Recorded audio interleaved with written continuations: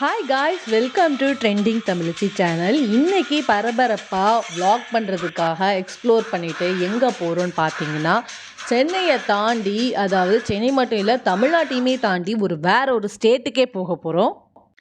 சென்னையிலேருந்து சுமார் 80 கிலோமீட்டர் தொலைவில் ஆந்திரா மாநிலத்தில் சித்தூர் மாவட்டத்தில் இருக்கக்கூடிய தடா ஃபால்ஸ் நோக்கி தான் நம்ம இப்போ போய்கிட்டு இருக்கோம். படன்னு கிளம்பின நாங்கள் கொஞ்ச நேரத்தில் டயர்ட் ஆகிட்டோம். ஸோ அந்த அளவுக்கு போய்கிட்டே இருக்குது. அவ்வளோ தூரமாக இருக்குது. சாதாரண ரோடு தார் ரோடாக மாறிச்சு, தார் ரோடு ஏதோ சிமெண்ட் ரோடாக மாறிச்சு, சிமெண்ட் ரோடு கொஞ்சம் தூரத்தில் ரோடே இல்லாமல் போயிடுச்சுன்ற கதையாக ரொம்ப மோசமான சூழ்நிலை, மோசமான ரோடெல்லாம் தாண்டி போக வேண்டியது. இது எல்லாமே கொஞ்ச நேரம் ஃபன்னுக்காக தான்.